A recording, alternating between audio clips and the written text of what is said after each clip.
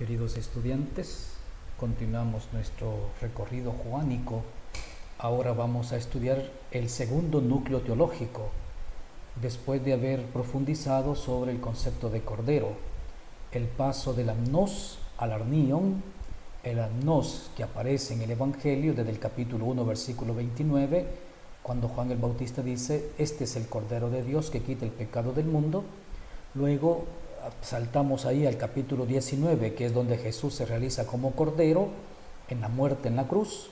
Pasamos luego al capítulo 20, donde Jesús resucitado dona su espíritu. Apocalipsis 5, donde aparece el Cordero como degollado, pero de pie. Y así hicimos nuestro recorrido pasando del amnos al arnion. Ahora, en este otro capítulo, el recorrido será igual, solo que el tema no está centrado ahora en el Cordero, sino que el tema está centrado en el Espíritu. Y de hecho, en la teología juánica vamos a encontrar, así como encontramos un paso del amnos al arnion, así también corresponde al concepto de espíritu. Hay un paso del espíritu de la verdad presente en el Evangelio al espíritu de la profecía presente en el Apocalipsis. En las cartas el espíritu es llamado testigo, junto con la sangre y el agua. El espíritu son los testigos. Esto también nos presenta a nosotros un esquema paralelo. El espíritu de la verdad sería un espíritu prometido y el espíritu de la profecía sería un espíritu realizado, ya donado.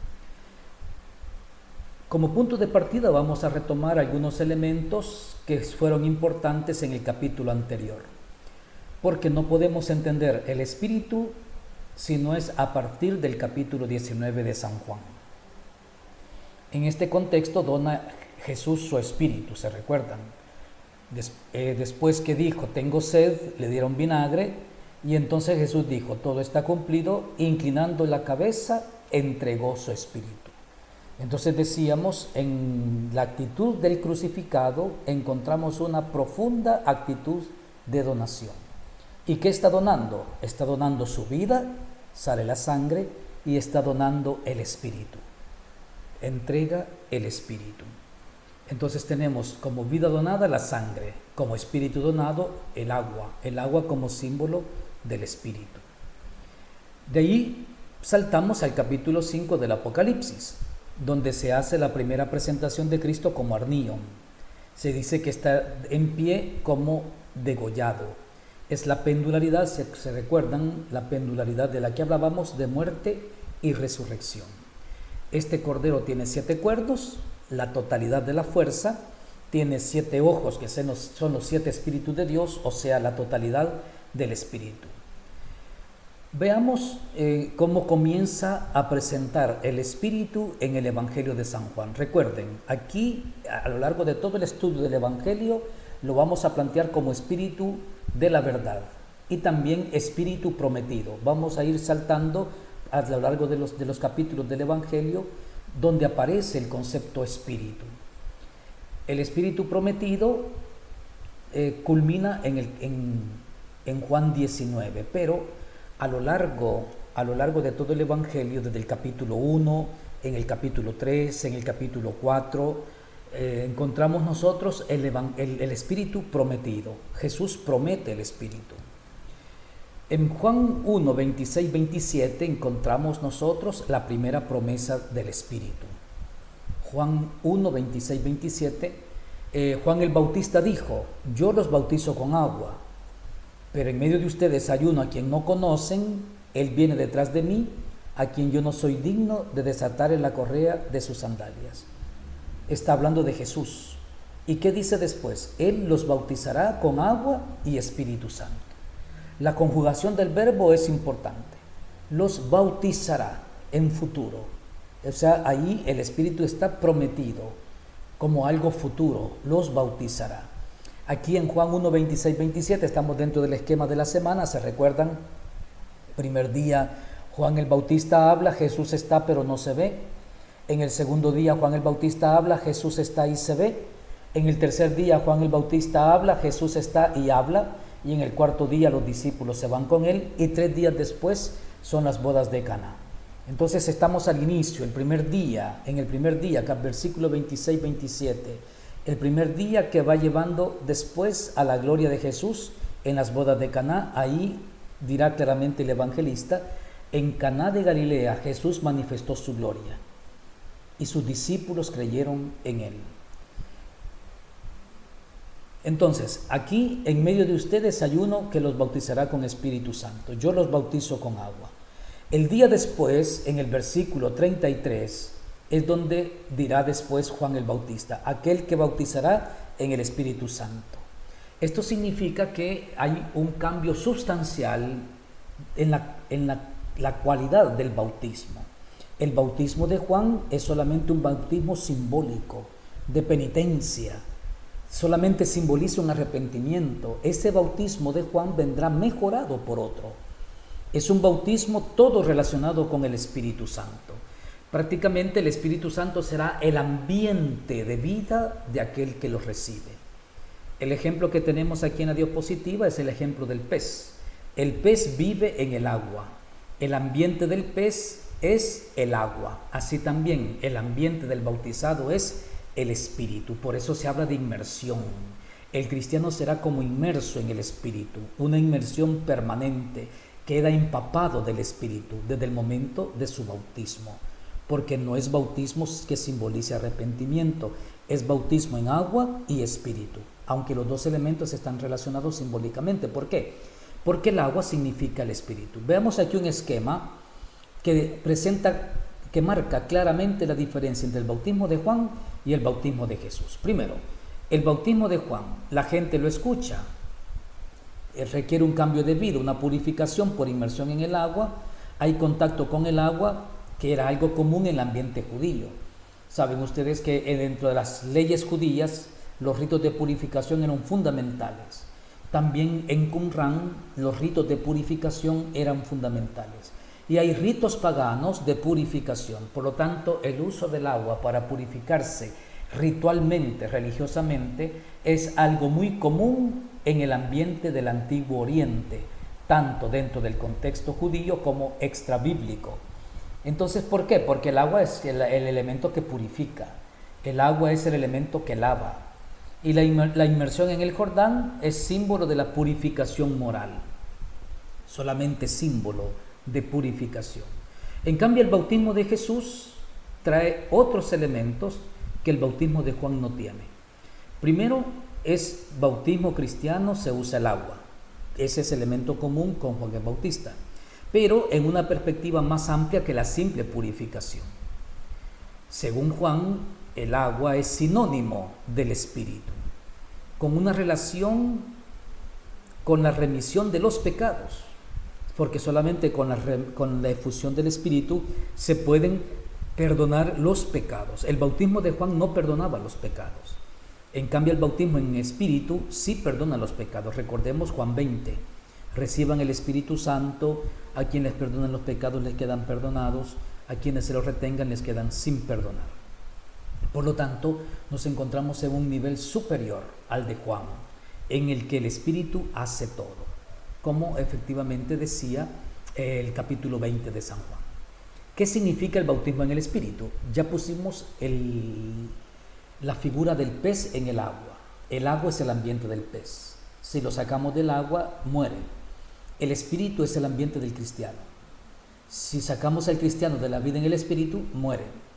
Entonces, prácticamente el bautismo en el Espíritu, ¿qué significa? Significa el ambiente vital del cristiano, del creyente. En griego, bautismeo significa sumergir. Baptisma significa inmersión.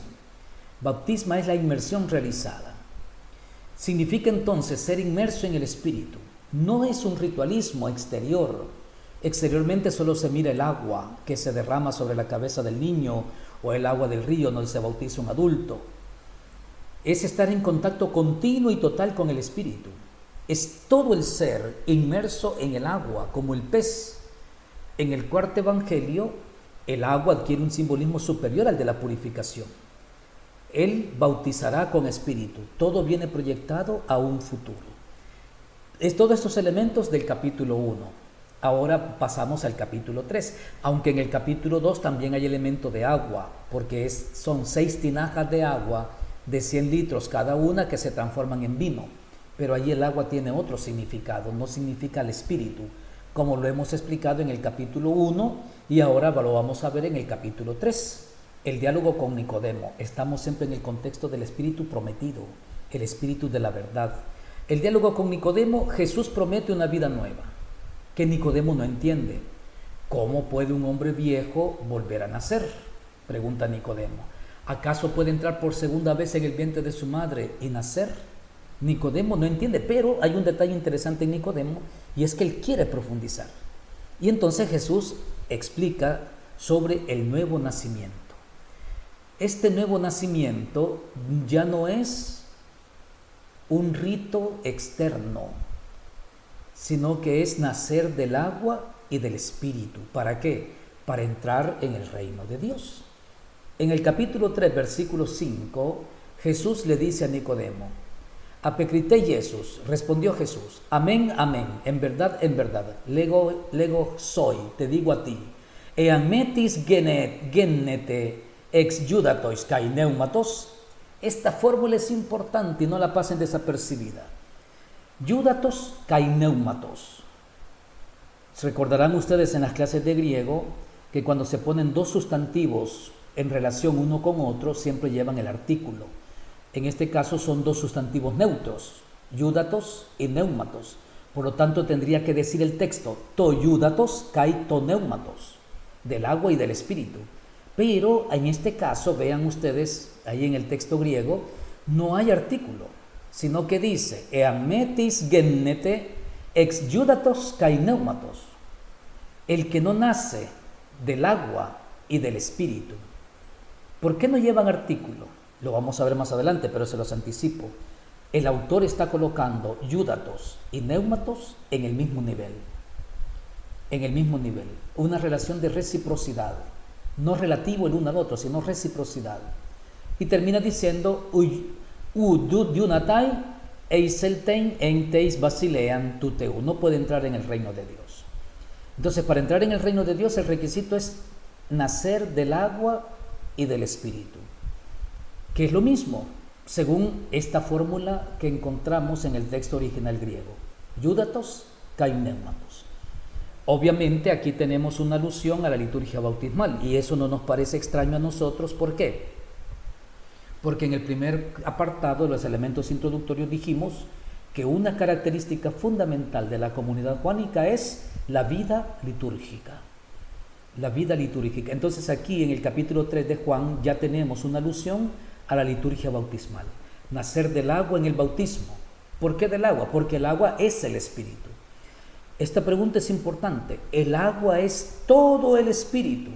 En griego no hay artículo, ya lo subrayé. Agua, espíritu, puestos en el mismo nivel. El agua reclama el espíritu, porta el espíritu, indica el espíritu. El agua visualiza el espíritu. El espíritu es todo, no una parte del bautismo, y transforma totalmente a la persona. Entonces, si yo les preguntara en el parcial, ¿por qué se puede decir que el agua es todo el espíritu? La respuesta está en este versículo 5. Pero en su versión griega, el hecho de que judatos y neumatos no llevan artículo, sino que están relacionados, puestos en el mismo plano, en el mismo nivel. Agua y espíritu. Por lo tanto, estar inmerso en el agua es estar inmerso en el espíritu. Bautizar con agua es bautizar en el espíritu. ¿Cuáles son las características de este espíritu? Según el diálogo de Jesús con Nicodemo. Jesús prácticamente a lo largo de todo este capítulo, que lo vamos a estudiar después, aquí solamente me interesa a mí recalcar el aspecto neumatológico, la presencia del espíritu como un espíritu prometido. Pero en este diálogo con Nicodemo, Jesús va marcando las características del espíritu. Primero, la impalpabilidad. El espíritu no se puede tocar. La vida en el espíritu, Jesús en el diálogo con Nicodemo lo paragona con el viento. El viento sopla donde quiere. Tú oyes su ruido, pero no sabes de dónde viene ni a dónde va. Y es de hecho en la mentalidad antigua del Antiguo Oriente, el viento se consideraba prácticamente como algo que solamente se puede percibir pero no se puede entender.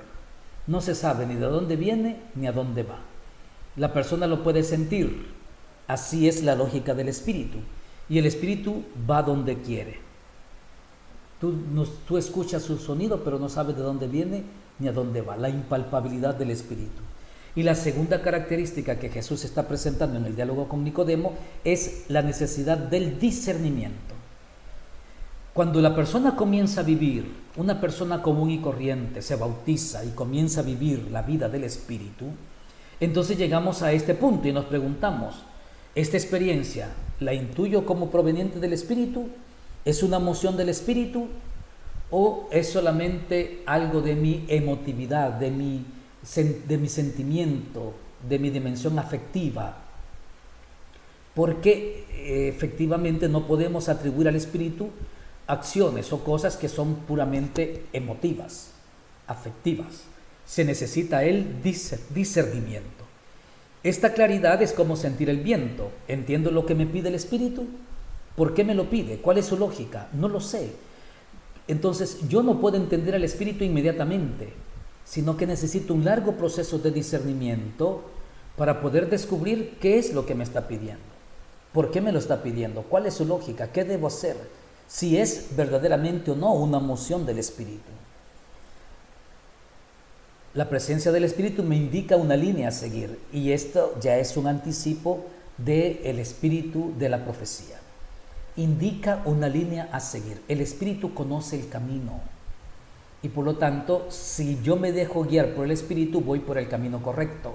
Si la iglesia se deja guiar por el Espíritu, va por el camino correcto. ¿A dónde me conduce? Lo veremos después. Lo que nace de la carne es carne y lo que nace del espíritu es espíritu. Otro elemento importante, el origen.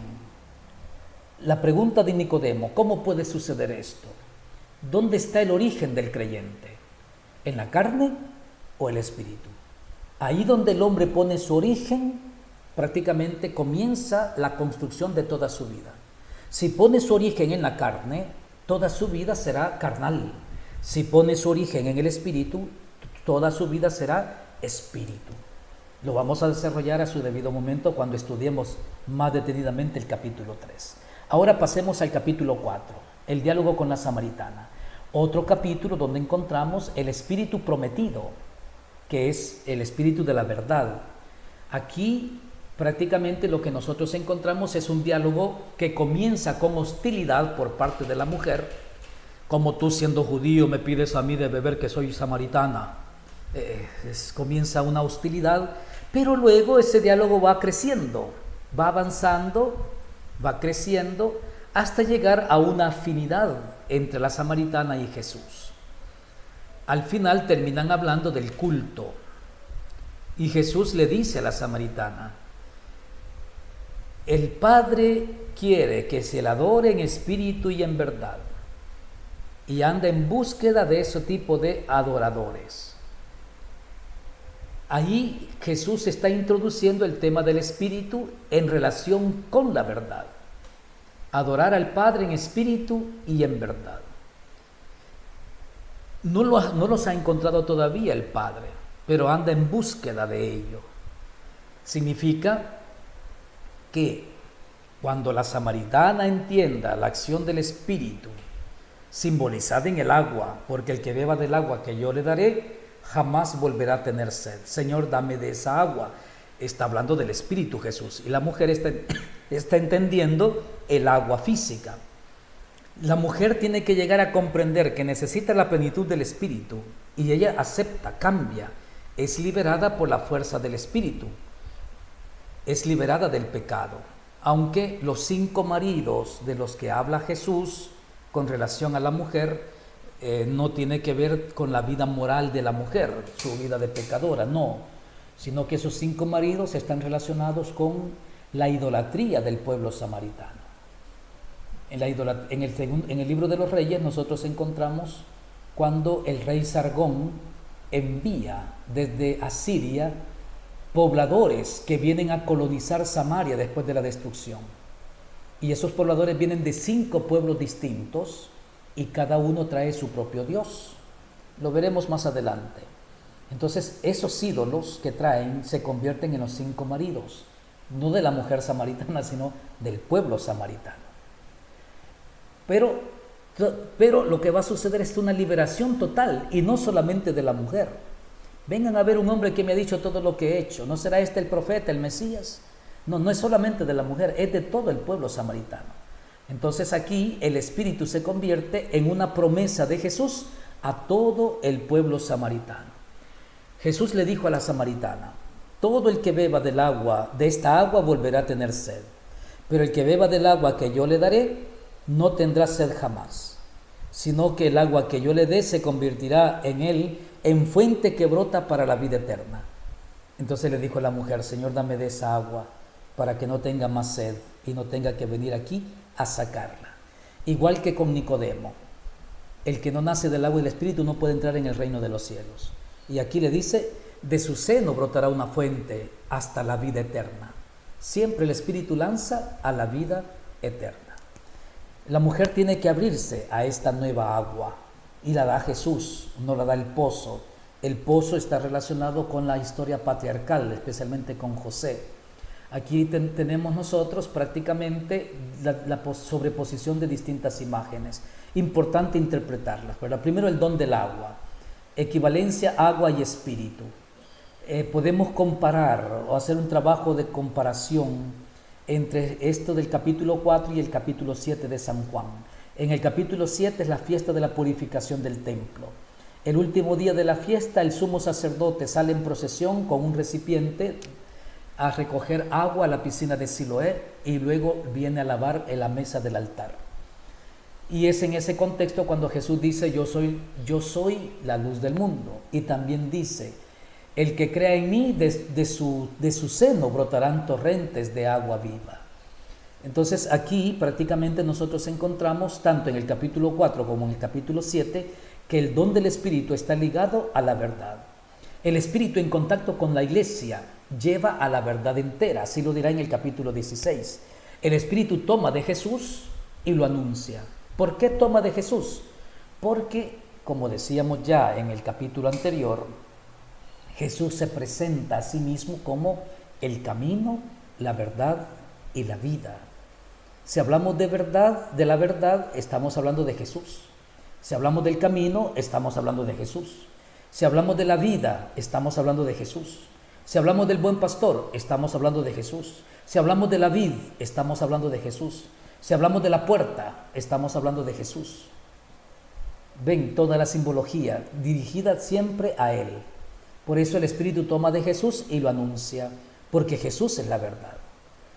Y pone esa verdad de Jesús en la vida de la persona, en la vida de la comunidad, en la vida de la iglesia.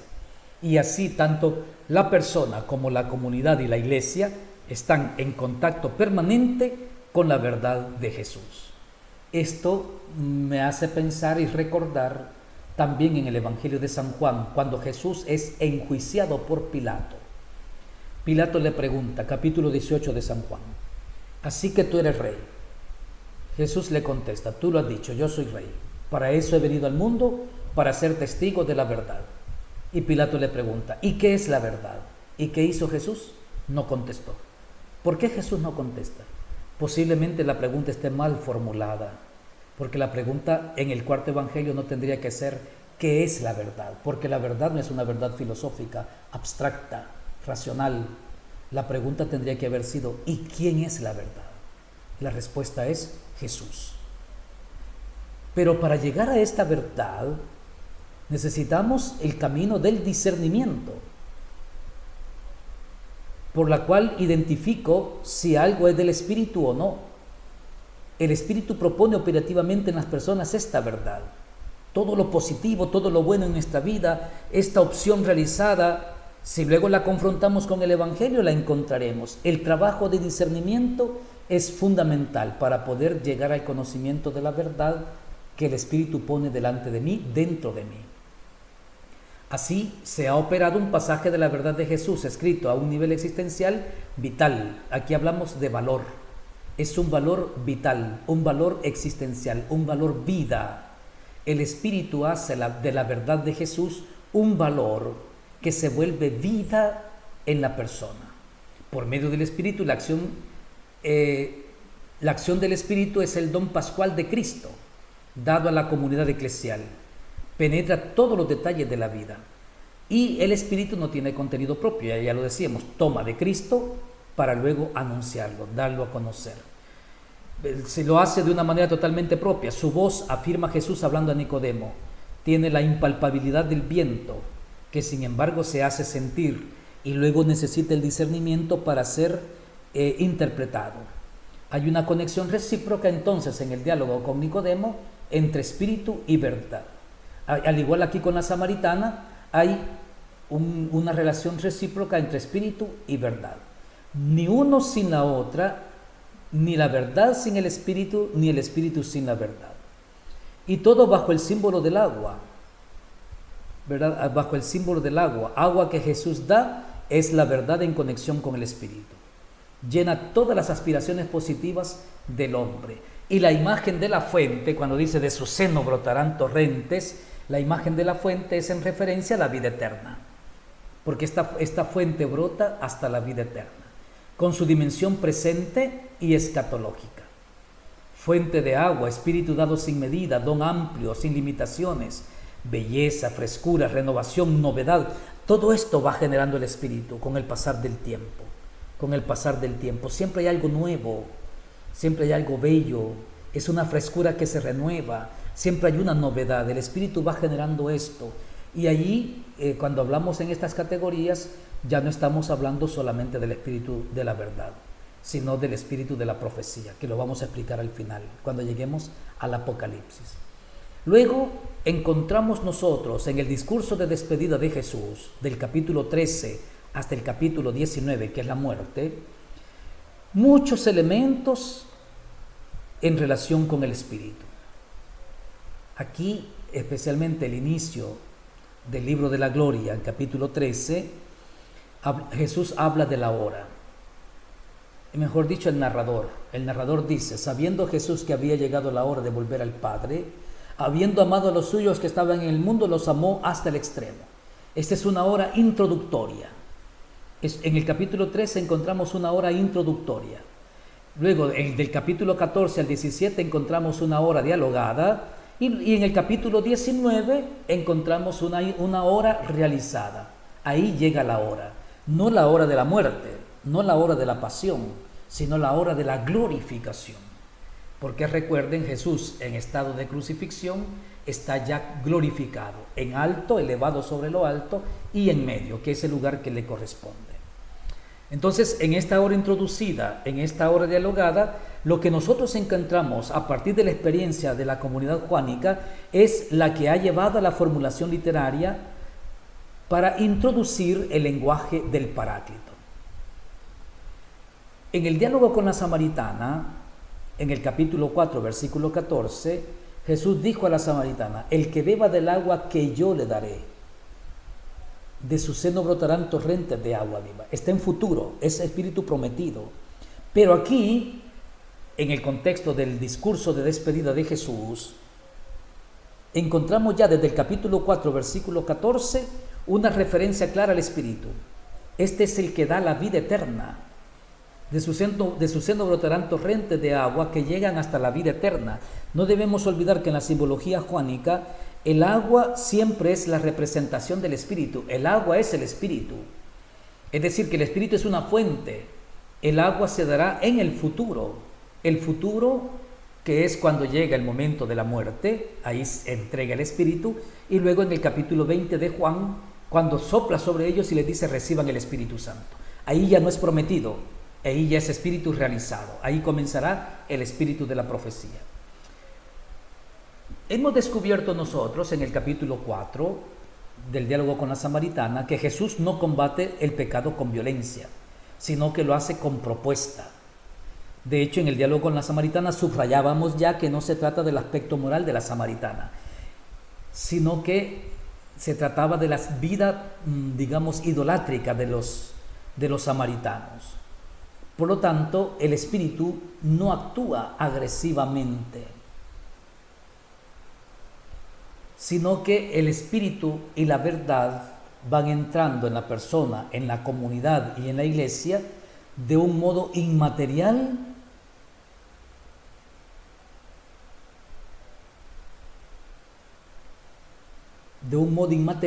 donado. Es el Espíritu donado. Y la verdad, valor de lo que Jesús representa va también introyectándose en la vida del creyente, en la vida de la comunidad y en la vida de la iglesia. En el versículo 24 del diálogo con la samaritana, Jesús le dijo a la samaritana: Dios es espíritu. ¿En qué sentido el Padre es espíritu? Hay una afirmación de identidad. El Padre, el Hijo y el Espíritu Santo son la misma cosa. Una misma naturaleza y tres personas distintas en su modo de revelarse, en su misión. El capítulo 17 ilustra en este sentido. Todos estamos enrolados, hemos de ser una sola cosa con el Padre, el Hijo y el Espíritu Santo. El cristiano está siendo proyectado en este giro de unidad. El cristiano llegará a formar parte de esta Trinidad. Jesús se presenta como Mesías a la samaritana. El Espíritu toma la verdad de Jesús y lo porta a los cristianos. Y en 7:37, 39, Jesús vuelve a tomar este símbolo del agua. Si alguno tiene sed, venga a mí y beba. El que cree en mí, de su seno brotarán torrentes de agua viva que llegan hasta la vida eterna. Y esto, ya lo decía antes, en el contexto de la fiesta de la purificación del templo, Jesús no solamente lo dice, Jesús lo grita. Es la voz de la solemnidad de lo que se dice en aquella gran fiesta judía. El que tenga sed, venga a mí y beba. Ya explicábamos en el capítulo 19, cuando veíamos el paso de Amnos Arnion, lo que significa tener sed. Si alguien tiene sed, venga a mí y beba. La sed es símbolo del amor, ya lo decíamos, del deseo de cambio, del deseo de un ideal, del deseo de vivir. Por lo tanto, lo que Jesús está diciendo en esta fiesta de la purificación del templo no son palabras vacías. Quiere que la persona active todo aquello que lleva dentro. Para que esto debe estar en contacto con Jesús. Para esto, la persona debe estar en contacto con Jesús. Venir a Jesús, venga a mí. No en sentido espacial, sino de fe, de creer, experiencia. Venir a Jesús es una actitud de vida. Beber es aceptar todo lo que Él pueda dar. Es aceptar el contenido de Jesús. Y cuando la persona absorbe el contenido de Jesús, de su seno brotarán torrentes de agua viva. El seno del que habla es la intimidad de Jesús. Podríamos decir el corazón de Jesús. Habla del corazón de Jesús. Es Jesús el que tiene el agua. Él la comunica. El cristiano solamente puede tomar de la fuente que es Jesús. Comunicar el Espíritu a los demás. Esto lo decía sobre el Espíritu Santo que iban a recibir. Y esta agua, fíjense, interesante, el paso de la samaritana, donde ha hablado de una fuente de agua, el capítulo 7, donde habla de una fuente de agua, y el capítulo 19, donde encontramos la fuente de agua. En el momento de la glorificación de Jesús, ahí está la fuente de agua.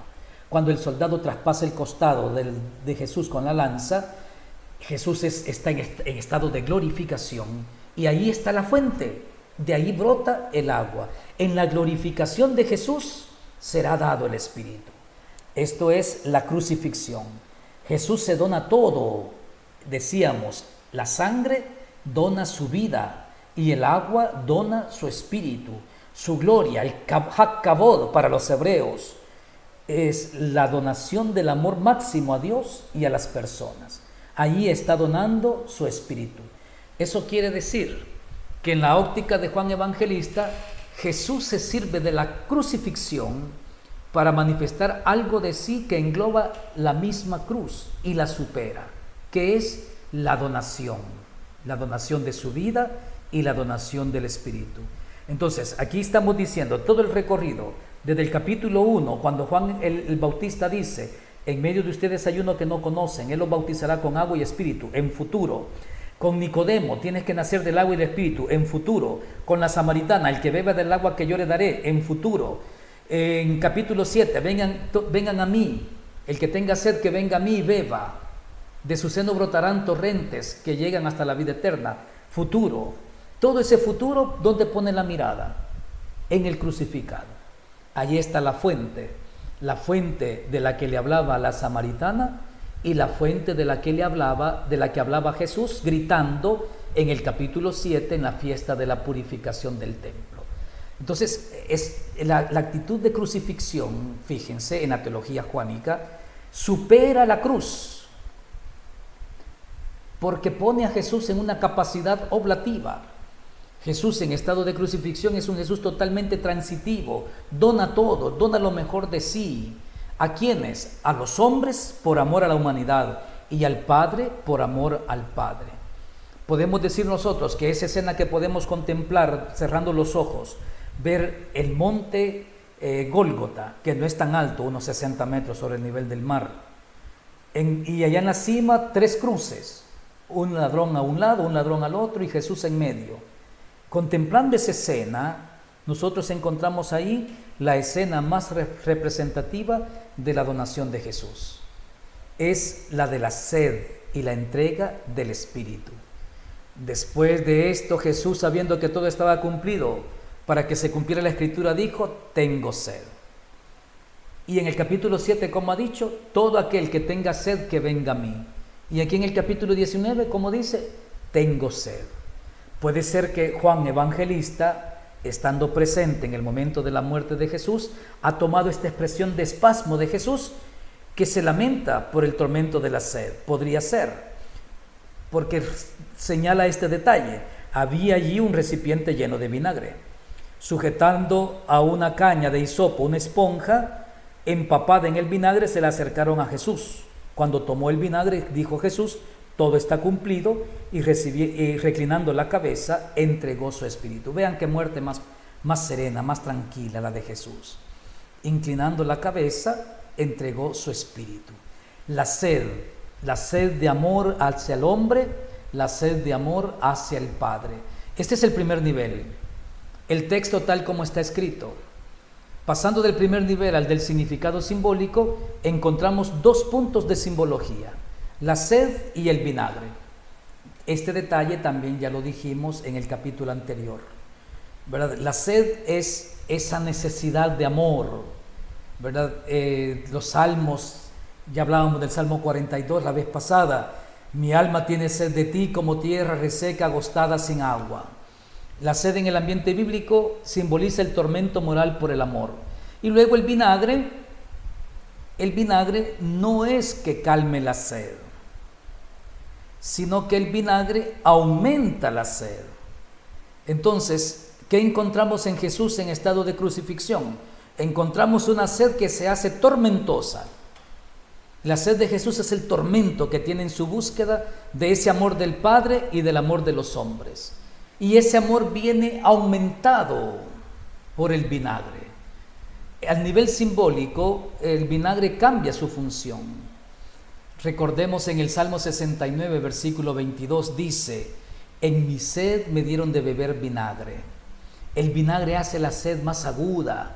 Jesús siente como una explosión de un máximo de sed con el vinagre que le viene dado. Su amor, su sed de amor, si la sed es símbolo de amor, se tiene un máximo de amor que se desarrolla en el sujeto que gusta el vinagre. Y este sujeto es Jesús. Más amor no se puede donar. Es una explosión de amor el vinagre. Y probando el vinagre, inclinó la cabeza y entregó su espíritu. Ahí está la máxima expresión de amor. No simplemente el hecho de donar su vida, dona también su espíritu. Se ha de notar que una vez tomando el vinagre dice: todo está cumplido. Esto es el máximo del amor entregado, un amor que se actúa en la cruz y que encuentra su cumbre en la muerte, y la muerte donación, dona el espíritu. Entonces, en el campo simbólico que estamos subrayando, el vinagre agudiza al máximo el amor. En este momento reclina la cabeza, la máxima expresión de amor. Muere serenamente, tranquilamente, y entrega el espíritu. Porque en la teología juánica, esta es la muerte de un resucitado.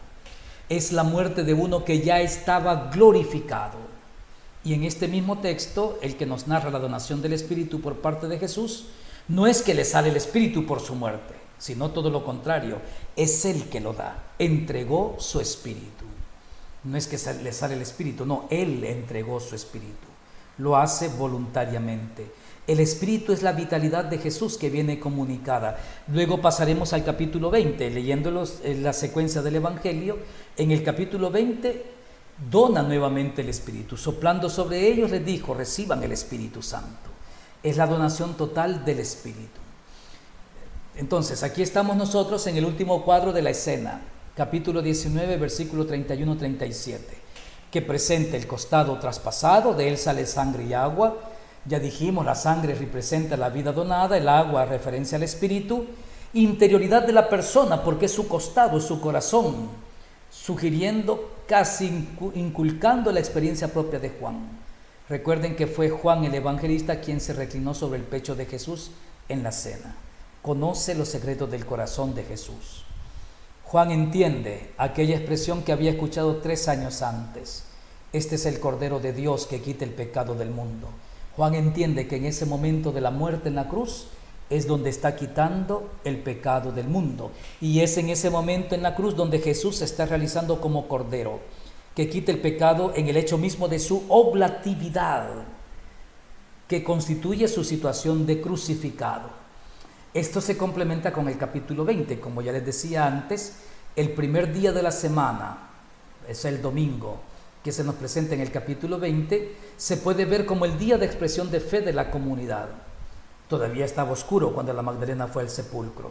Aún no ha tenido la experiencia de la resurrección. 8 días después, el segundo domingo, aparece ante los discípulos que están encerrados por temor a los judíos. Jesús les da la paz, les muestra los signos de la pasión, los agujeros de los clavos, la señal del costado, que es prácticamente real, manos y costado abiertos, da la paz. Ya decíamos, es la paz, la entrega de sí mismo, una paz transitiva. Yo mismo me doy a ustedes. Y luego viene el Espíritu donado, como se hace operante en la vida de la iglesia. Reciban el Espíritu Santo. A quien le perdonen los pecados les quedan perdonados, a quien se los retengan les quedan retenidos. Es el Espíritu de la verdad, ese Espíritu. En Juan, la hora que es dialogada, ya dijimos del capítulo 13 al capítulo 19, nos encontramos con un diálogo de Jesús con sus discípulos. Se habla del Espíritu donado a la iglesia, exactamente en el contexto de la hora dialogada. Aquí se habla del Espíritu de la verdad en el versículo 16. Es una verdad que quiere iluminar la vida, es una verdad valor, no es una verdad académica, intelectual, filosófica, no, es una verdad práctica. Y esa verdad está condensada en el mandamiento del amor. El Espíritu viene relacionado a la verdad que es Jesús mismo. Y el Espíritu será el que mantenga vivo la manera de amarse como Jesús lo ha hecho. Y esta es la verdad. Interesante lo que encontramos nosotros en el capítulo 14, versículo del 15 al 17. Dice, Ean agapáteme, si me aman, tas entolas tais gemás teresete, si me aman guardarán mis mandamientos. ¿Por qué está en rojo teresete? Porque teresete, más que significar guardar, conservar o cumplir, significa mantener. Significa mantener. Por lo tanto, la traducción sería, si me aman, guardarán mis mandamientos, es la traducción normal. Nosotros diríamos, mantendrán mis mandamientos. Mantenimiento, darle mantenimiento a algo. ¿Qué significa? Estar pendiente. Ahora me viene a la mente el carro. El carro hay que estar haciendo cambio de aceite, chequeándole las llantas, cambiando pastillas de frenos constantemente. ¿Por qué hago eso? Para que el carro funcione bien, si no el carro me deja varado en algún lugar. Eso es mantenimiento. El Espíritu lo que hace es darle mantenimiento a los mandamientos de Jesús en la vida de la persona. No solamente guardarlos. Yo guardo algo en la gaveta, lo dejo bien guardado, pero luego me olvido de él. En cambio, mantener, yo estoy pendiente constantemente de él. Si me aman, mantendrán mis mandamientos. ¿Y esto quién lo hace? Esto lo hace el Espíritu. Entonces yo le pediré al Padre que les dé otro abogado que esté siempre con ustedes, el Espíritu de la verdad. Y aquí tenemos, regresemos al texto griego, vean, kago eroteso, ton patera kai alon parakleton, dosei humin. Alon parakleton, otro paráclito. ¿Por qué habla de otro paráclito? Porque el primer paráclito es Jesús. ¿Qué significa la palabra paráclito? Generalmente se traduce como abogado, pero en realidad es algo mucho más personal. Es decir, el paráclito es aquel que está junto a mí para defenderme. Junto a mí, a mi lado, me acompaña. Esa es la función del paráclito, estar junto a mí. Y otro paráclito, y lo llama así, toneuma tesaleteias. Vean, aquí sí hay artículo. Toneuma, neuma es un artículo neutro, el artículo to es neutro. Aleteias es femenino, tes aleteias de la verdad, el espíritu de la verdad. O cosmos ud diunatai lavein, el mundo no puede conocerlo, no puede recibirlo. Entonces, el espíritu de la verdad. ¿Cuál verdad? La verdad de Jesús, que está presente en la capacidad de amarse. ¿Y cómo se aman? Manteniendo sus mandamientos. El mundo no puede recibirlo porque no lo percibe ni lo conoce. Ustedes, en cambio, lo conocen porque ya vive con ustedes y está entre ustedes. El significado real de teresete, como les decía, es mantener y no observar o guardar. Entre la escucha y poner en práctica la palabra está el estado intermedio, mantener de la palabra madura, caliente, contemplada, no dormirse, no dejarla a un lado, no dejarla solamente guardada, mantenerla siempre activa. Y esto es lo que hace la comunidad juánica, ¿verdad? Estamos delante de esta comunidad, que es una iglesia que mantiene, está elaborando lo que es la enseñanza de Jesús. Es una iglesia antes del Pentecostés, lo que estamos escuchando. Sin embargo, es importante aquí recordar una característica que dimos a la comunidad juánica en el primer apartado. Es una comunidad de fe continuada. Continuada. No es una doctrina que quedó ya estancada, sino que es una verdad continuada. ¿Verdad? Cuando Jesús dice que dará otro paráclito, quiere decir que Él también es paráclito. Si no, no tendría sentido la expresión alón, que significa otro. Y aquí los distintos significados de paráclito. Parácletón sería el que exhorta, da coraje, anima, acompaña, camina, consuela. No simplemente abogado. Todas esas características. Y prácticamente ese paráclito es como Jesús. Jesús presente antes de la Pascua, presente por su paráclitos, y después de la Pascua presente por su Espíritu. Y esa presencia a lo largo del tiempo hasta el día de hoy. Hasta el día de hoy, porque Jesús dice en el Evangelio de Mateo, Jiná metumón eiston ayona. Yo estaré con ustedes hasta el final de los tiempos. Esto es que tendría una presencia continua de Jesús entre nosotros. ¿Y de qué manera es que Jesús está presente hasta el final de los tiempos? A través del Espíritu. El Espíritu va interpelando a la comunidad, el Espíritu está presente en medio de ella y el Espíritu va haciendo que la comunidad se convierta en testigo. ¿Cuáles son los efectos concretos de este Espíritu en la comunidad? Juan 15, 26. Jotan el teo paracletos, hon ego penpso humin para tu patros. Toneuma tesaleteias, de nuevo, vean, toneuma tesaleteias, el Espíritu de la verdad. Jo para tu patros, ectereuetai, ekeinos martiresei perigemon. Cuando venga el otro abogado, el que les voy a enviar de parte del Padre, el Espíritu de la verdad, que procede del Padre, él será testigo mío. Entonces, ekeinos martiresei periemon. Él será testigo mío.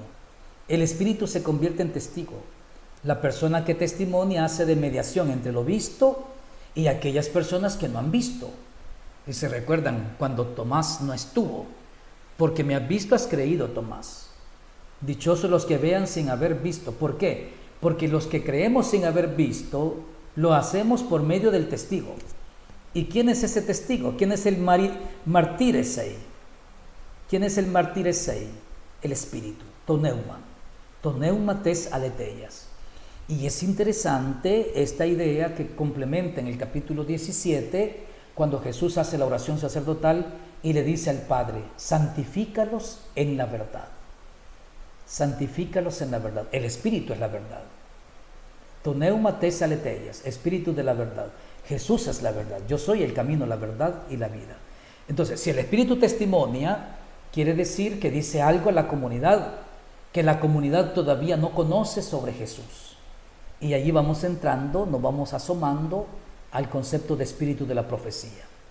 Porque todo aquello que la comunidad no conoce y luego lo viene a conocer es anticipado por el Espíritu. Vean lo que dice el versículo 13 del capítulo 16. Otan de él tenekeinos, toneuma tesaleteias, odegesei humas ente aleteia pase, ugar la lesei af eauto al osa acousei la lesei kaitaerjomenai anagelei humin. Cuando venga él, otan de elten ekeinos, cuando venga él, toneuma tesaleteias, el espíritu de la verdad, este verbo es importante. Odegesei humas, él los guiará, ¿dónde? Ente aleteia pase, a la verdad toda entera. Paz pasa pan, se recuerdan, todo, la totalidad. Él los guiará la verdad toda entera, porque no hablará en su nombre, sino que comunicará lo que le digan y les interpretará lo que vaya viniendo. Llevará el conocimiento de la verdad toda entera, pero siempre está en futuro, los guiará a la verdad toda entera, porque es espíritu prometido todavía. Es espíritu prometido, el espíritu de la verdad. Es el contexto de Jesús mismo. El espíritu no inventa nada. El Espíritu toma toda la verdad de Jesús, ve los hechos e historia de la comunidad, ve todo su desarrollo y según lo que la comunidad necesita en ese momento histórico que está viviendo, así el Espíritu le presenta un elemento, un aspecto de la verdad. ¿Cuándo llegaremos a la verdad toda entera? Todavía no hemos llegado, ya llevamos más de 2000 años. Sin embargo, dice Jesús que el Espíritu nos guiará a la verdad toda entera. Por lo tanto, lo más inteligente que puede hacer la comunidad de creyentes es dejarse llevar por el Espíritu, porque el Espíritu lee la situación concreta de la comunidad. El Espíritu conoce el camino por el que la comunidad debe ir. El Espíritu conoce el tiempo, la historia, notifica la verdad de Jesús que le sirve a la comunidad en ese momento y en esas circunstancias. Todo para llevarle a la verdad completa, es decir, al Jesús completo, presente en el símbolo de la Nueva Jerusalén. Pasemos ahora a las cartas. Vean qué bonito recorrido hemos hecho, desde el capítulo 1, luego al capítulo 3, capítulo 4 y del capítulo 13 al capítulo 16. Todas las recurrencias de Neuma y la relación con verdad y también la relación con la vida eterna, porque en el capítulo 3 está relacionado con la vida eterna, el reino de los cielos. En el capítulo 4 está relacionado con la vida eterna y la verdad. Y el capítulo 13, 14, 16 está relacionado con la verdad. Se le llama toneuma tesaleteias, el espíritu de la verdad. Ahora veamos cómo utiliza el concepto neuma en las cartas. Para poder entender las cartas hay que recordar lo que dijimos aquí en Juan 15, 26. El espíritu es martiresei peri emu, es decir, es testigo acerca de mí. Es mi testigo, lo dijo en 15:26. Ahora, eso nos sirve de presupuesto para llegar a las cartas. Veamos en la primera carta de Juan, capítulo 3, versículo 24. Kai joteron tas entolas autu, en auto menei, kai autos, en auto, kai entouto ginos comen, jotimenei en gemin, ectu neumatos, u gemin edoken. Aquí tenemos de nuevo el verbo teresete, kaijoteron, y entolas, que significa mandamientos. Quien cumple sus mandamientos, teron, ya lo vimos en el otro capítulo, teresete. Entonces aquí más que cumplir es mantener. Quien mantiene sus mandamientos está en Dios y Dios con él. Y así, gracias al Espíritu que nos dio, conoceremos, ginoscomen, que Dios está con nosotros. Aquí tenemos dos elementos importantes. Primero, el mantener los mandamientos. Mantener los mandamientos es prácticamente amarse. Y el segundo elemento es importante, conocer. El Espíritu de la verdad te hace conocer. Ginoskomen, verbo ginosko. Gracias al Espíritu que nos dio, conoceremos que Dios está con nosotros. El conocer es consecuencia de la verdad. Estamos llamados a conocer la verdad. Y el Espíritu es un Espíritu de la verdad que lleva ese conocimiento, va llevando poco a poco a la verdad toda entera. Entonces, aquí en este texto de 1 de Juan 3:24, lo que encontramos es una reciprocidad entre Dios y el hombre, una homogeneidad. Dios está con nosotros y nosotros estamos con Dios. El Espíritu testimonia aquello que no sabemos, agrega algo nuevo, agrega un más. ¿Cómo se puede dar cuenta un cristiano lo que es el Espíritu le sugiere en su vida? Muy sencillo. Recuerden el verbo teresete. Teresete tas entolas. Mantener sus mandamientos. Si su empeño mayor es el amor, este es un hecho sugerido por el Espíritu. Esto es lo que pide el Espíritu. Oración, amor, relación con el Padre, escucha. Ir conociendo la verdad. Es actuación del Espíritu cuando las acciones del cristiano tienden hacia el bien. Estas acciones son sugeridas por las palabras bíblicas. Entonces la verdad se convierte en un valor vital, en un valor existencial. Marca mi vida, mi manera de pensar, mis categorías mentales, mis emociones, mis afectos, mis sentimientos, mis actitudes, mis conductas. ¿Verdad? Ese valor verdad, esa verdad valor, mejor dicho, esa verdad valor marca toda mi vida. Toma aquello que nos sirve para nuestro día, para nuestra situación. Este Espíritu propone y sus propuestas las encontramos en la palabra que ha sido dada. Se hace más patente en nuestra vida particular y también en nuestra vida comunitaria. El Espíritu siempre nos lleva a la vida en comunión. Y esta vida en comunión le da sabor distinto y hace que el mensaje diga siempre algo concreto al cristiano en una situación concreta, no importa en qué circunstancias estemos, circunstancia de persecución, circunstancia de amenaza, circunstancia de miedo, de temor, de paz, de tranquilidad, no importa. El Espíritu va siempre inspirando, Él va haciendo presente lo que la comunidad necesita. Veamos otro texto, 1 de Juan 4:1. Agapetoi, amados míos, ¿verdad? Me panti neumati pisteuete, ala dokimasete ta neumata ei ex tuteu estin, hotipoloi pseudoprofetari excelleluta sin eiston cosmon. Agapetoi, amados míos, queridos, no crean que todo es espíritu, sino distingan estos espíritus para reconocer si son de Dios, pues muchos falsos profetas han venido al mundo. Y aquí está planteando de nuevo lo que ya había planteado con Nicodemo Jesús. Hay una continuidad con respecto al tema del discernimiento cristiano, el discernimiento del Espíritu. ¿Y qué es este discernimiento? No todo discernimiento es del Espíritu. No todo lo que hacemos, aun siendo una buena iniciativa, se puede considerar como una acción del Espíritu. En una situación concreta, el Espíritu pedirá concretamente a favor nuestro. Y con esta idea, nosotros nos vamos a complementar con el texto de Romanos, capítulo 12, versículo del 1 al 2. Parácalo un humas adelfoi. Así que, hermanos, les ruego a ustedes, diaton oitiromon tuteu, por medio de la misericordia de Dios, parastesai tasomata humin tiusian sosan agian eureston toteu, ofrezcan sus cuerpos como ofrenda agradable a Dios. Ten logiquen la traían humón, ofreciéndolos como una liturgia.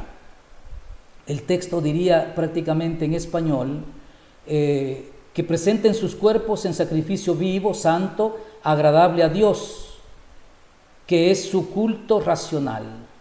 Y luego dice en el versículo 2, Caime sisquematiceste to ayoni touto, no se adecuen, no se conformen a este tiempo, a este siglo. Alá, sino que metamorfoste, transfórmense. Sí, transfórmense, te anakainosei tunus, por medio de la renovación de su mente, de su entendimiento. Nous es mente, entendimiento. Eisto dokimasei humas, para que comprueben, dokimasei, tito telema tuteu, ¿cuál es la voluntad de Dios? Tu agatón, to euareston kai teleion.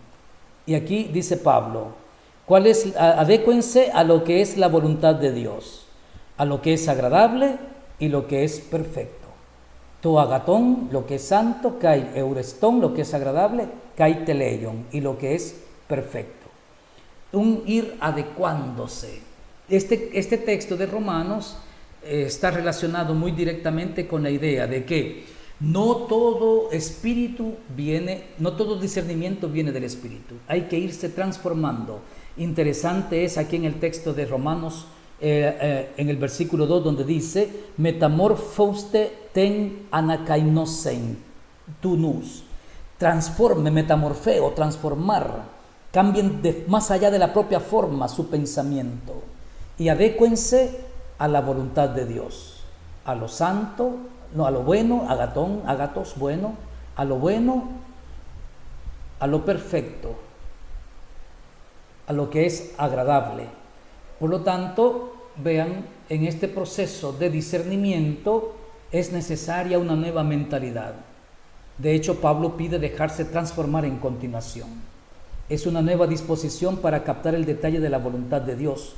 Buscar lo bueno, agatón, lo agradable, eurestón, y lo perfecto, teleion.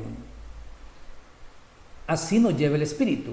Lo bueno es lo que es una ventaja, el bien para los demás. Entonces ahí se delinea la voluntad de Dios. Lo agradable, lo que me hace experimentar el contacto con Dios, Él está en mí, yo en Él. Lo perfecto, que no es lo obligatorio u opresivo, sino el actuar con libertad. Pero no es una libertad de hacer lo que me da la gana, es una libertad liberadora. Libre, me voy volviendo más libre. Entonces, teniendo todo esto en cuenta, mejor lo plantea 1 Juan 4:1. Es prácticamente una llamada de atención. En las cartas, cuando se plantea toda esta temática del discernimiento y la necesidad de dejarse transformar, prácticamente descubrimos que en la vida cotidiana de la comunidad juánica realmente se presentaban varios problemas. Cuando hablamos del anticristo, se recuerdan, ya planteábamos una confrontación de actitud entre los que habían sido de la iglesia de Pablo con actitud misionera y los de la iglesia juánica con una actitud un poco más hermética, más verticalista, de conservar la sana doctrina y evitar que se contagie con las ideologías, corrientes de pensamiento filosóficos de la época, que eran dos: el estoicismo y el gnosticismo, que son corrientes filosóficas de carácter religioso. Esto prácticamente nos hace plantearnos a nosotros la necesidad del discernimiento dentro de una comunidad que está viviendo algunos problemas. Lo encontramos primero en 1 de Juan 5:6. Outus estin ho elton di judatos kai aimatos. Este es el que ha venido con agua y sangre. Jesus Christos, Jesucristo. Uc ento judati monon, no solo con el agua, alento judati kai ento aimati, sino con el agua y con la sangre. Kai to neuma, y el espíritu, estin tu martireson, el espíritu es testigo. Hoti tu neuma estin gealeteia, porque el espíritu es la verdad. Aquí tenemos nuevamente la relación del espíritu y la verdad. Ya ustedes, a partir de este texto de 1 de Juan 5:6, pueden descubrir cuál es el problema fundamental que está afrontando la comunidad juánica. Habla de agua y sangre. El agua, digamos, el espíritu, la condición divina de Jesús, y la sangre, la vida, naturaleza humana de Jesús. No solo con el agua, es decir, no solamente divino, sino con agua y sangre, es decir, divino y humano. Lo que la comunidad juánica está enfrentando es el problema de aceptar la humanidad de Jesús. Y es que la corriente gnóstica fue una corriente muy fuerte en los primeros siglos, desde el siglo I antes de Cristo, pasando por todo el siglo I después de Cristo, el siglo II. Los santos padres apologetas defendieron el cristianismo contra el ataque gnóstico. Recuerden ustedes a San Ireneo de León, por ejemplo, que fue el santo padre que rescató el Evangelio de San Juan de manos gnósticas. Los gnósticos ya habían tomado el Evangelio de Juan como de ellos, por todo el tipo de lenguaje que utiliza, que lo identificaban con su lenguaje. Es Ireneo de León que lo recupera y lo devuelve a la comunidad cristiana. Entonces ahí tenemos el serio conflicto de la comunidad de Juan. Y este conflicto tiene que ser resuelto. Y por esto la insistencia en la importancia de la carne de Jesús. El Verbo se hizo carne y vino a habitar en medio de nosotros. Y en el capítulo 6, el que come mi carne y bebe mi sangre tiene vida eterna, recalcando su naturaleza humana, su condición de hombre, porque según los gnósticos, una divinidad no podía tomar carne humana. ¿Por qué? Porque la carne humana es una carne pecadora, es mala, según el planteamiento gnóstico. Entonces, para poder superar este conflicto es necesaria la acción del Espíritu. ¿Y cómo es presentado el Espíritu en este texto de 1 de Juan 5:6? De nuevo es presentado como testigo, martirón. Aquí dice, kaitoneuma estin to martirón, y el Espíritu es el testigo, es el que lo testifica. El Espíritu da testimonio con sangre y con agua, con ambos. Y este es Jesús que viene con agua y con sangre, en su Jesús que entra en contacto con nosotros en la liturgia y lo hace por tanto lo que sale de su costado.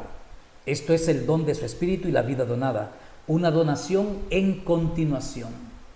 Esta primera carta comenzaban a crecer elementos que iban más en la línea gnóstica, como les acabo de explicar. Y de hecho la gnosis subraya en modo especial una cierta espiritualidad del hombre, el hombre que se encuentra con Dios en términos espirituales, un acercamiento a Dios con la inteligencia y la mente. El cuerpo no cuenta. Y por lo tanto, el hecho de que Jesús haya asumido naturaleza humana para ellos no tiene ninguna importancia. Por este motivo los santos padres recalcaron que solamente lo que ha sido asumido puede ser redimido. En este caso Jesús asume naturaleza humana, la naturaleza humana queda redimida. Es el principio que quiere rescatar la teología juánica en su cristología, su visión de Jesús. El Espíritu no puede ser desconectado del misterio pascual. Con el Espíritu dona la pasión, muerte y dona su resurrección. Agua sí y sangre también, no solo un elemento de estos. Juan 5:8, toneuma kai tu hiudor kai ton aiuma kai oitreis eisten en eisin, que sería el Espíritu y el agua y la sangre. Y los tres apuntan hacia lo mismo, es decir, al misterio de Jesús. El Espíritu liga a Jesús con la vida de la iglesia y Jesús está ligado a la iglesia por la donación de su Espíritu. Este Espíritu lleva la verdad de Jesús, conduce a la iglesia en esta verdad por un camino más pleno, completo, hacia la verdad más alta. Un espíritu activo que vive en la comunidad juánica, el teresete. Y esto se complementa en 1 de Juan 5, 6 al 12.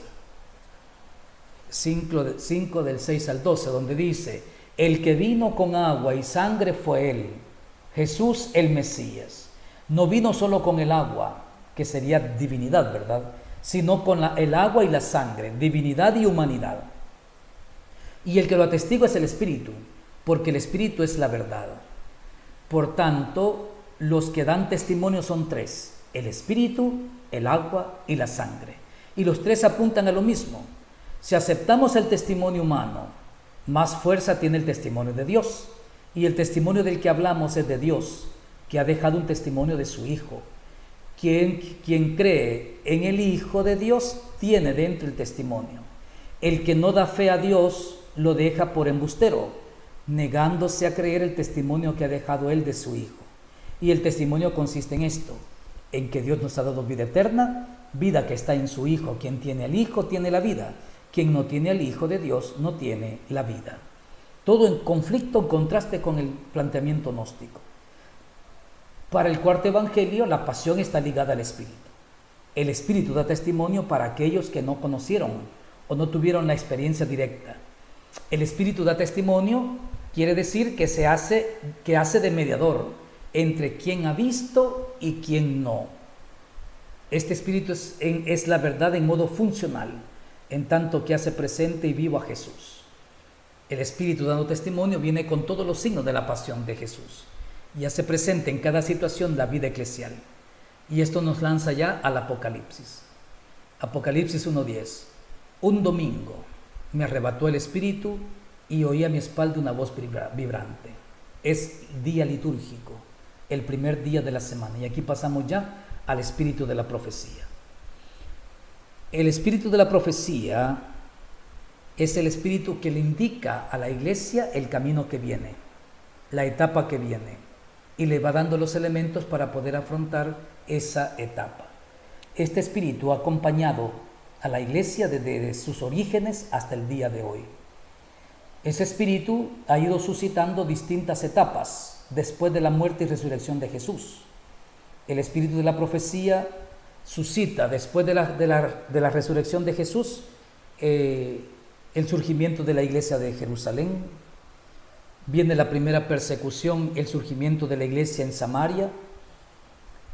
Luego el ciclo de los diáconos, Esteban, el diácono Felipe, el ciclo de Bernabé, luego el ciclo de Pablo, luego viene toda la experiencia de la iglesia juánica. Todo termina en el año 100. Luego vienen los santos padres, los padres apostólicos, luego los padres apologetas, y luego vienen ya los primeros concilios. Todo eso es fruto del Espíritu. El Espíritu va llevando el camino. El concilio de Nicea, el concilio de Éfeso, el concilio de Letrán, luego el concilio de Trento, llegando al concilio Vaticano I, concilio Vaticano II. Son elementos que a lo largo del tiempo el Espíritu va iluminando a la iglesia. Ese es espíritu de profecía. También podemos ver nosotros en la etapa nuestra, después del concilio Vaticano II, el surgimiento de los distintos papas.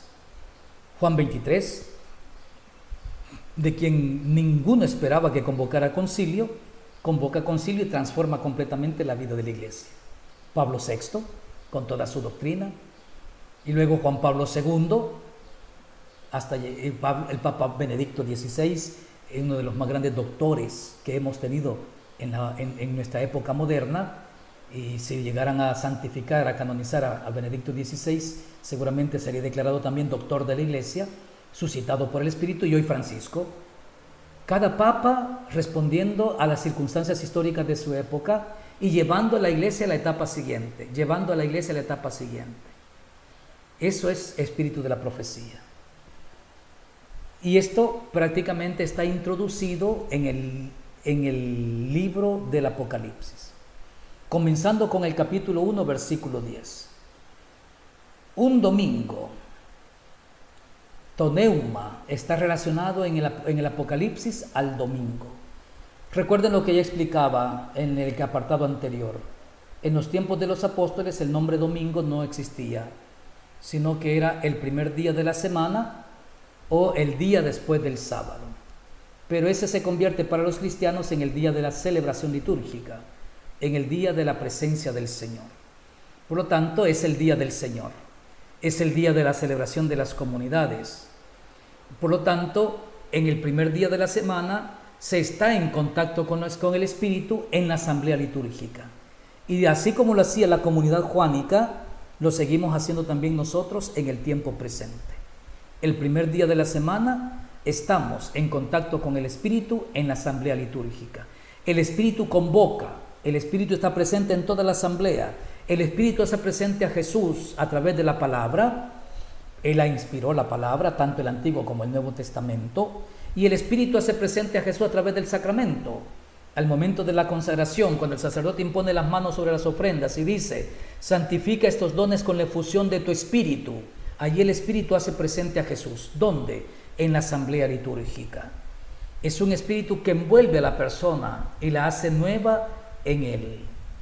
Es el espíritu que convierte el pan en el cuerpo, el vino en la sangre, y la gente que se acerca para comerlo está comiendo el cuerpo de Cristo.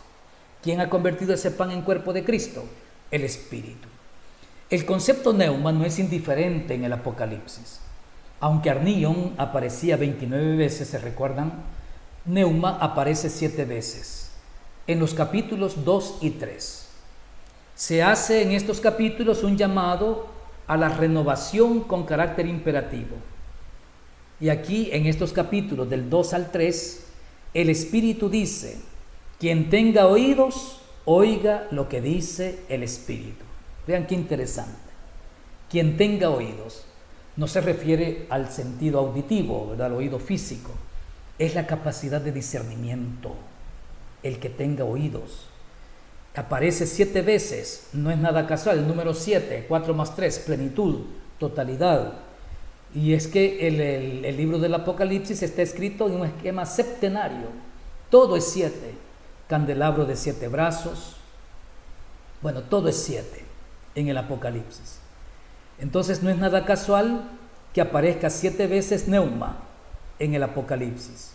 Y esto se le dice a la asamblea. Por lo tanto, es Cristo quien está hablando en primera persona. Quien tenga oídos, oiga lo que dice el Espíritu. En los sinópticos, especialmente en Mateo 13:9, en la parábola del sembrador, Jesús también dice: el que tenga oídos para oír, que oiga. El sujeto debe interpretar, debe comprender los símbolos para que esto tenga sentido. Ahí la función del discernimiento del Espíritu, según la teología juánica. La parábola es un modo de comunicación más cercana y personal. Cuando se habla del que tenga oídos, no se refiere en ningún momento al órgano auditivo, como les decía. El mensaje va más allá. Con oídos se expresa la capacidad intelectiva, sapiencial, interpretativa de la persona, la capacidad interpretativa de la comunidad, la capacidad interpretativa de la asamblea. En el Apocalipsis, para comprender lo que dice toneuma, es necesario tener este oído, una capacidad interpretativa, que escuche lo que el Espíritu dice a las iglesias. Y no es extraño que son 7 iglesias, ¿verdad? La iglesia está siendo llamada a interpretar su propia historia. Y como les decía, el Apocalipsis no es un libro escatológico, es un libro profético, es una interpretación de la historia. Se van analizando los signos de los tiempos de manera simbólica. La realidad será iluminada por estos cuadros luminosos, llenos de simbología, que aparecen a lo largo del libro. Y esto es dejarse guiar por el Espíritu. El Espíritu habla a la iglesia a través de estos cuatro mensajes que deben ser interpretados. Por ejemplo, los 4 jinetes del Apocalipsis, los colores, el dragón, la mujer encinta. Cada cuadro tiene su significado. Y la misión de la comunidad es desvelar lo que hay detrás de ellos. Interpretar el significado. Semeion, signo, tiene que ser interpretado. En esto ayuda el Espíritu, en saber interpretar la historia. Nosotros con el Vaticano II aprendimos el concepto interpretar los signos de los tiempos, ¿verdad? Entonces todo esto tiene que ver con la acción del Espíritu. En el Apocalipsis lo que nosotros encontramos es una propuesta a la iglesia. ¿Qué le propone el Apocalipsis a la iglesia? La capacidad, la posibilidad de leer su historia. Ahora ya no es la hora de Cristo, ahora es la hora de la iglesia. Se debe estudiar a sí misma, se debe mirar, debe leer los signos de cada situación e interpretarlos. Y todo cambio, ¿verdad? De Trento al Vaticano II, por ejemplo, todo cambio viene por obra del Espíritu. En Apocalipsis 19:10 nosotros encontramos este texto: Kai epesa en prosten ton podon autu proskunesai auto kai legei moi ora me sindoulus su eimi kai ton adelfon su ton ekonton ten martirian Jesu tuteu proskineson hegar martiria Jesu estintoneuma tes profetiais. Entonces caí a sus pies para adorarle y me dijo, no hagas eso, yo soy consiervo tuyo y de tus hermanos que poseen el testimonio de Jesús. Adora a Dios, pues el testimonio de Jesús es el espíritu de la profecía. Aquí tenemos el espíritu de la profecía. Es la única vez en toda la Sagrada Escritura y en todo el Apocalipsis que aparece este concepto. Toneuma tes profeteias. El espíritu de la profecía. El testimonio de Jesús en el Apocalipsis es igual al testimonio que Jesús da en el cuarto evangelio. O sea que Jesús nos desvela lo que Él ve del Padre. Esta verdad es la que también trae el espíritu. Y espíritu de la profecía, que aquí prácticamente deja abierto a toda la historia sucesiva. Nosotros estamos viviendo todavía la etapa del Vaticano II, fruto del espíritu de la profecía. Nosotros vamos a morir, vendrá otra etapa, no sabemos cuál es, el espíritu sí ya lo sabe, porque el espíritu conoce el camino, él sabe lo que viene y sabe lo que necesita la iglesia para esa etapa que viene. Por eso, me atrevo yo a decir, fue que Jesús le dijo a Pedro, y los poderes del infierno no prevalecerán en contra de ella, porque a lo largo de la historia y hasta que llegue el final de los tiempos, el espíritu ya conoce el camino, porque es el espíritu de la profecía, y va indicando a la iglesia el camino y la manera cómo actuar en las distintas coyunturas, las distintas circunstancias de la historia. Nosotros pertenecemos a la etapa del espíritu de la profecía, y ojalá que ese espíritu de la profecía también nos ilumine a nosotros sobre lo que tenemos que hacer para cumplir lo que verdaderamente el espíritu inspira en el caminar de nuestra historia.